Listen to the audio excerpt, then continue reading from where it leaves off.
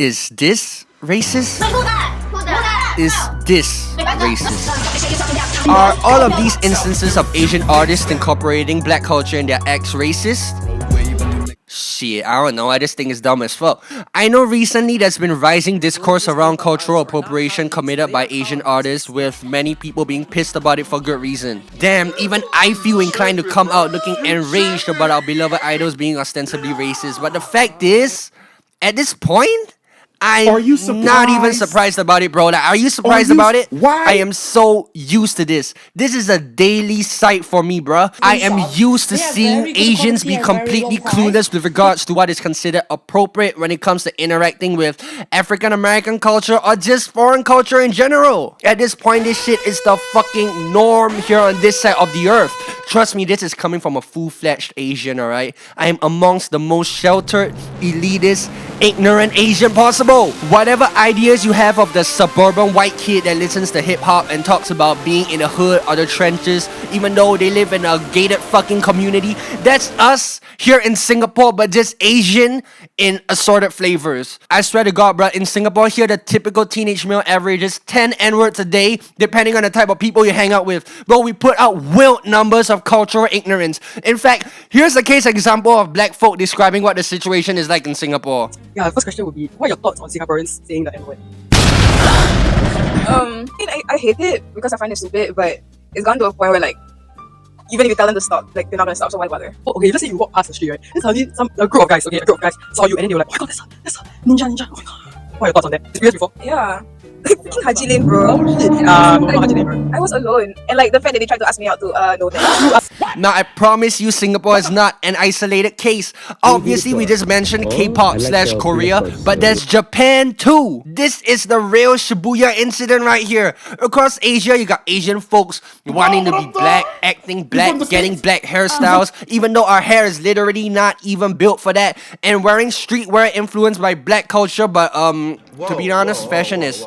I don't know if it's something that the black cultural power can necessarily gatekeep, you know what I mean? Because, like, who's to say what's black and what's not when it's literally just a piece of clothing? And the fashion world in general has always been very open to cultural exchange and fashion, so let's not really get into that. Really, we just want to focus on the behavior of people here. Like, just look at Speed's recent stream in China when people were giving him cotton flowers. Like, don't even try to twist it like it's a courteous gesture in China, bro. Trust me, no one does that shit on the regular. Or this fucking idiot doing his stupid ass raps. Get the fuck out of here, man. This is a bad look. This dumb bitch saying dumb shit too, thinking she's funny. Like, no, it's just a bad look. You are ruining what has otherwise been a generational run on Speed's part, breaking down decades of Western propaganda and shining a positive light on China. Listen, the bad batch of people ruining the stream really need to get educated on shit. The reason you get so many examples of cultural appropriation and general racism in Asia is simply because we are not well enough informed or exposed to black culture. For the most part, the only exposure we get to black anything is through media like internet content, music, and movies. And to be honest, for the most part, yes, this shit is cool to us, like, duh. I don't think it needs to be said that black culture probably has the strongest soft power in the world right now, judging from how much it has influenced the youth. When a kid all the way here in Asia sees black folks on his screen speaking AAVE and, you know, saying the N-word and stuff, obviously his naive mind is gonna think, wow, this is so cool. I wanna be just like, I don't know, who's an influential black figure today?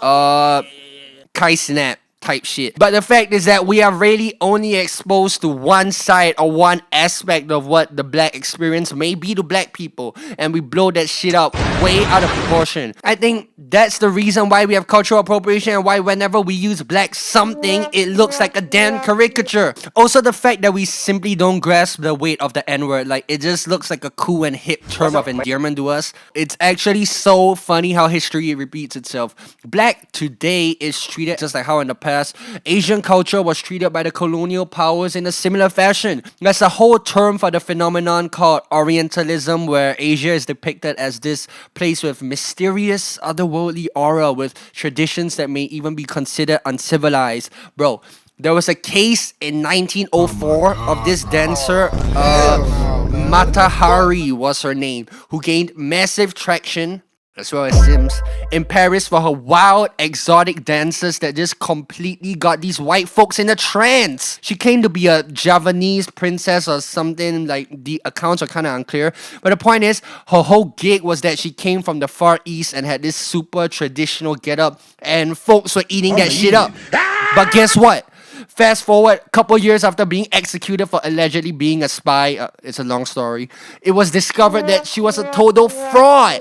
This bitch was 100% Dutch. Plus, she wasn't even bad like that, bro, on God. Like, dudes were just captivated by the mystique. That crazy dancing making my penis so. Moral of the story, when you're not fully in tune with the foreign culture, you instinctively think, oh wow, this is so interesting, I want to interact with it.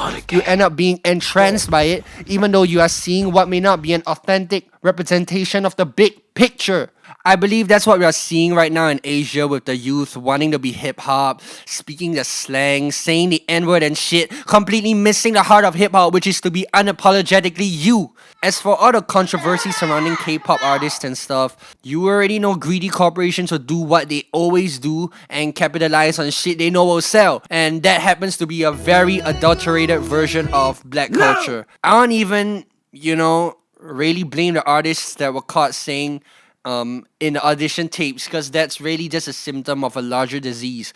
Look guys, the trainees were doing everything in their power to make it. It was their bosses that put these songs in their hands and got them to perform it with the full word in them. I think everyone knows how strict and regimented K-pop trainings get, man. I don't think the trainees were really in the right position or condition to protest, even if they knew better, you know what I'm saying? So yes, all in all, in Asia, we have a serious problem of just ignorance and disconnect, which is the main cause of all the acts of cultural insensitivity and cultural appropriation, racism, etc. Am I saying that we should let these acts go unaccounted for? No, I'm not defending the negative behaviors demonstrated by us, but I'm just saying that it would take a while before everybody gets on the same page of, what's okay to do or say. Yeah, that's just my 2 cents on the situation. That's all I gotta say. Bye.